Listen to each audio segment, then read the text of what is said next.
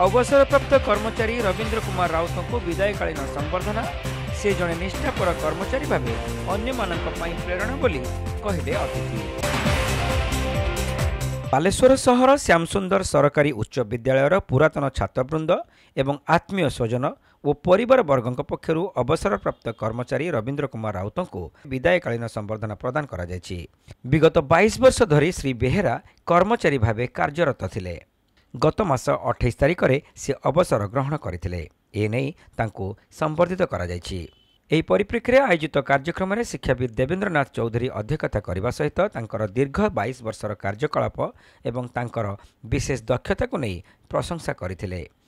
February 28 2025 से अवसर नेले। तांकर एही 22 वर्ष श्यामसुंदर हाईस्कूल तांकर जदि आमे तांको विषय कहवा ताल दिन सरीज राति पाइबनी। तामाने तांकर एविधि कार्यकलाप थिला, कार्य दक्षता थिला। से जो निष्ठापर स्वच्छता एवं प्रधान शिक्षक एवं पिलामानक मध्य समन्वय रक्षा जहाँ फल एवं विद्यालय कौन सी विशृंखला सृष्टि हो नथला एवं से मध्य छात्रवत्स जाने। तेणु एभली आपण कर्मचारी आजिकली देखा विभिन्न हो आजिकली विभिन्न विद्यालय मानक। तेणु आम तापाई आज अवसरकालीन संबर्धना करा।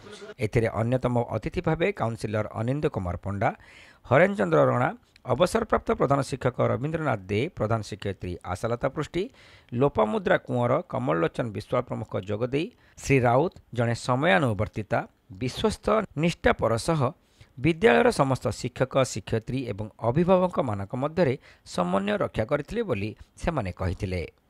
जहा फल विद्यालय रे परिवेश बेस श्रृंखला बजाय रहुतिला बोली सेमाने कहिथिले। स्कूल रे दीर्घ समय मु मध्य जो 10 वर्ष सभापति थिले से समय रे हमतो आसी वर्तमान पर्यंत 22 वर्ष श्यामसुंदर हाई स्कूल रे से रही के आछंती।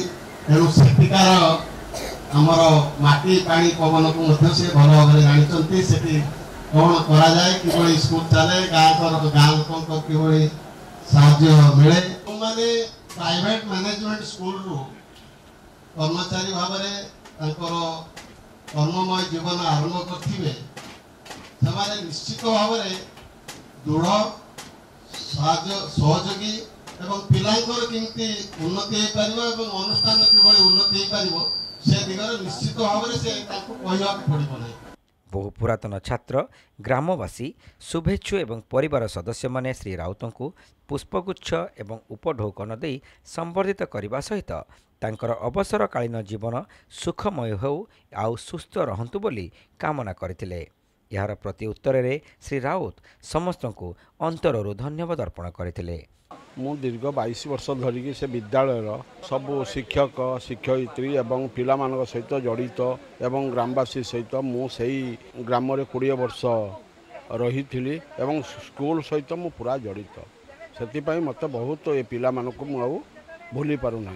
ये पुराना छात्र छात्री माने मते मोर कार्यकलाप देखि खुशी होई मते संबर्धना करितंती। प्रारंभ में तांकर पुत्रवधू ज्योतिर्मय दास स्वागत भाषण देवा सहित तांको ससुरଙ୍କ उद्देश्य लिखिथिबा एक कविता पाठ करथिले।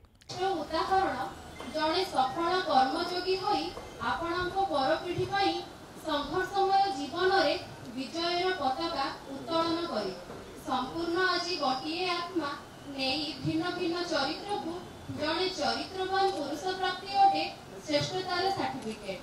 पत्नी परायण पुरुष आपण अर्धांगिनी पाई श्रेष्ठ पिताटीए आपण संतान संततिंको पाई कर्तव्य परायण पुओ थिले बापा मांको पाई संतान प्राप्त ससुर आपण बहुटी पाई गुरुजेस्पद गुरुजन पालटिचंती अनुजंको पाई।